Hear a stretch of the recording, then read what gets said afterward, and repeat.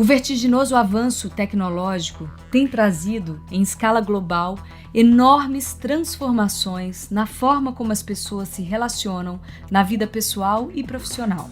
Se nas últimas décadas a tecnologia foi aplicada principalmente na informação e na comunicação, agora o foco está projetado para o desenvolvimento de produtos e serviços que impactam nossas vidas.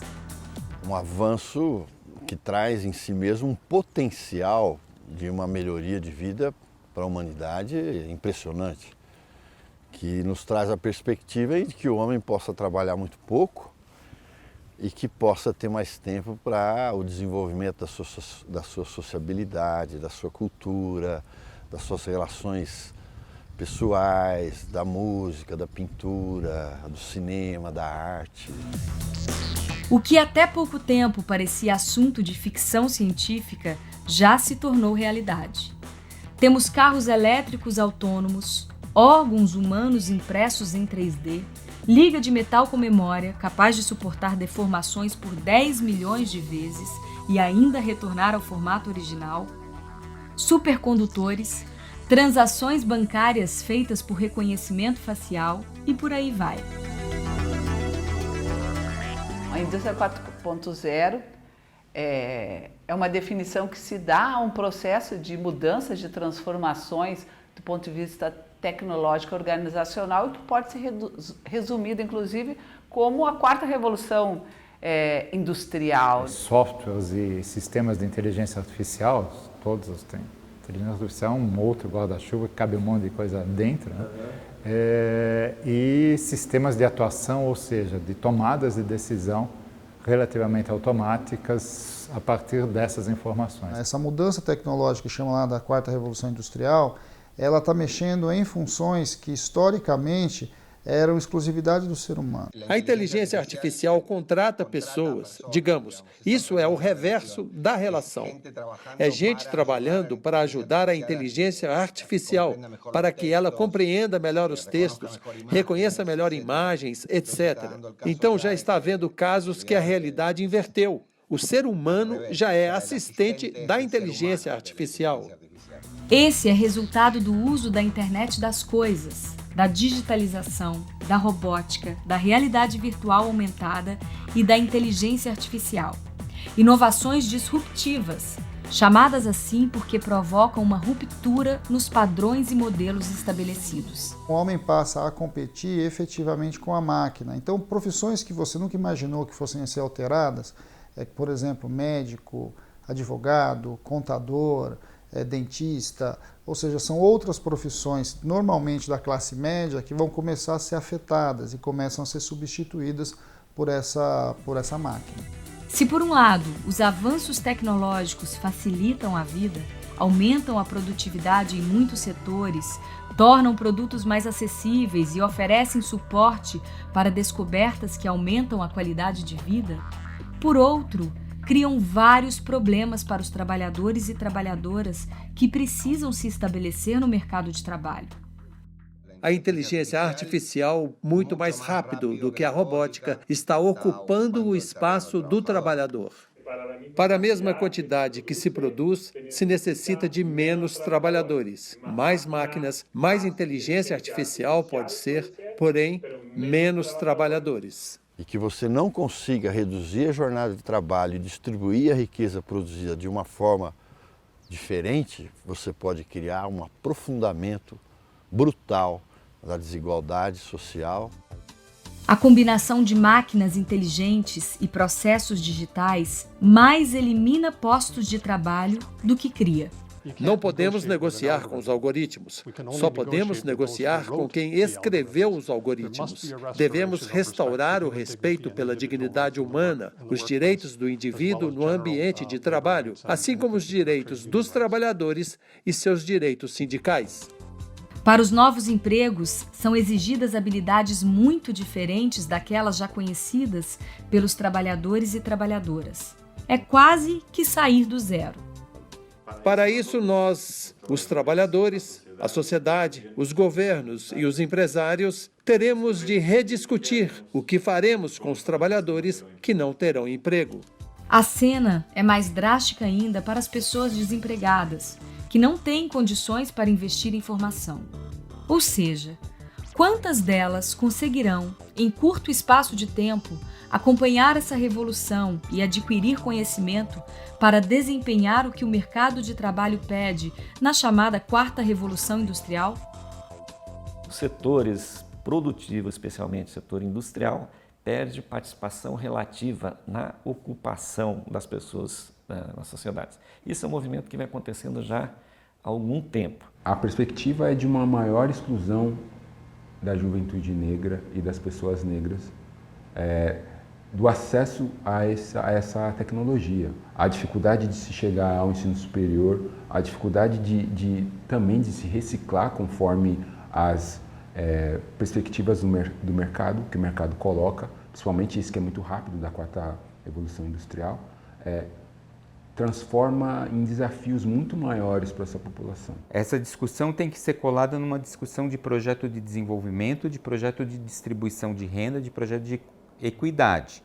Se nós colocarmos a indústria 4.0 naquelas empresas de ponta, que já estão na ponta da nossa atividade industrial, a mais sofisticada, sem mudar o restante da equação, sim, vai haver perda de emprego, vai haver perda de qualidade de emprego, vai haver perda de salário. A gente tem um processo de disputa, né? Sobre como essas novas tecnologias vão ser utilizadas, inclusive se elas vão ser utilizadas para estimular os bens privados, que são as grandes corporações, ou para ela estimular a produção de bens públicos que possa ser útil para a sociedade. Quando a tecnologia deixa de ajudar e passa a substituir trabalhadores e trabalhadoras, é evidente a intensificação da precarização das relações de trabalho. O impacto pode ser gigantesco, muito além da produção. O alerta vem do fundador de uma empresa de desenvolvimento de software, estabelecida no Vale do Silício, o norte-americano Martin Ford, um futurista, também escritor dos livros Os Robôs e o Futuro do Emprego e Arquitetos da Inteligência. Mesmo sendo um defensor do capitalismo, ele afirma que é preciso desenvolver mecanismos para reduzir os danos sobre o fato de que qualquer um que desempenhe tarefas rotineiras e previsíveis, do chão de fábrica aos escritórios, estará suscetível à automação robótica. Creio que o impacto será nos próximos 10 ou 20 anos. E a pergunta é, o que faremos? Creio que, eventualmente, temos que ter políticas para abordá-lo. E, provavelmente, a forma mais sensível de manejar isso é algum tipo de renda básica, onde asseguramos que todos tenham uma mesma renda para poder começar. Dar a eles um salário mínimo, pelo menos. Isso é uma ideia que está ganhando popularidade. Mais pessoas estão falando sobre isso. Então, poderia ser uma ideia muito importante para o futuro. De onde vamos tirar esse dinheiro? Dos recursos que já temos. Temos de cobrar mais impostos das grandes empresas, das grandes multinacionais, que não tiveram muitos custos com o trabalho. Quanto mais robôs e mais indústrias automatizadas, teremos de cobrar mais dessas empresas sobre seus faturamentos, sobre seus ganhos, para redistribuir, para que as pessoas possam consumir e então gerar mercados internos, e desses mercados internos gerar consumo e manter o sistema. Para além do fechamento de muitas vagas, é provável que a indústria 4.0 vai expandir as relações com trabalhadores e trabalhadoras independentes, contratados para a realização de serviços pré-determinados através de plataformas digitais por um curto período de tempo, em um contexto de total insegurança jurídica e ausência de benefícios. Uma espécie de uberização das relações de trabalho. A Uber é uma empresa que vende o quê? Serviço. E mesmo assim, que serviço ela vende? Ela, na verdade, diz que ela não vende transporte, que ela simplesmente vende a intermediação, né, entre aquele que quer... Organiza o bico. Organiza o bico. O trabalho hoje dos sindicatos é, talvez, fazer com que esses trabalhadores eles entendam que, de certa forma, eles são realmente uma categoria, né? Porque a perspectiva, enfim, deles estarem sozinhos é muito grande. Eu acho que a perspectiva solidária é algo que se impõe para um sindicato. Ele se impunha antes e ele vai continuar se impondo nessa indústria, né? nesse novo arranjo. Garantir direitos trabalhistas e humanos diante deste cenário tornou-se um dos principais desafios das entidades sindicais. A sindicalização dos uberizados seria difícil de se viabilizar, pois a renda desses trabalhadores é muito baixa e, consequentemente, suas contribuições também seriam. A verba para a manutenção desses possíveis futuros sindicatos deveria vir daqueles trabalhadores do mesmo setor que recebem melhores remunerações. Tem que lutar, primeiro que essas empresas reconheçam que existe vínculo de trabalho e reconhecer todos os direitos e que os organismos públicos, as instituições públicas, por exemplo, o Estado, o governo, reconheça direitos desses trabalhadores e que defina regras muito claras em relação ao funcionamento. Os trabalhadores têm de ser os donos da plataforma. Dou um exemplo, o que tem a ver com serviços locais, etc. Bom, as associações desses serviços locais devem ser participantes da plataforma. Obviamente que na organização está incluída uma estratégia de desenvolvimento para toda a plataforma, mas que inclua a todos. Se tem de ser o Estado que se imponha ou que se proponha uma plataforma para a economia colaborativa. Logo, todo mundo pode se beneficiar. E isso pode ser em estados pequenos, como municípios, estados, países, e também pode servir a nível internacional. Esses trabalhadores, você tem a possibilidade de ter informações tão precisas para regular o trabalho, muito mais precisas, melhor dizendo, do que em outros setores. Por quê? Porque você pega esse trabalho de plataforma digital, toda a jornada, quanto ele ganha, quanto tempo fica parado, quais os dias que eu trabalho na semana e tudo está ali registrado. Então é muito fácil você pensar um esquema de regulamentação desse trabalho no sentido de proteger, do ponto de vista técnico. O problema não é técnico, o problema é político. A gente sabe, recentemente teve uma greve mundial do Uber. Bem, como é que essa greve mundial do Uber foi organizada? Ela não foi organizada presencialmente, ela foi organizada pelas redes sociais. Nós temos ainda grandes sindicatos, nós temos ainda movimentos sociais expressivos, tá certo? Então, é deles que, a meu ver, deve partir esse esforço de ampliar a representação, de abrigar um conjunto maior, de trazer para dentro o menino que está na bicicleta pedalando, de trazer para dentro o cara que está no Uber dirigindo 12, 14 horas por dia.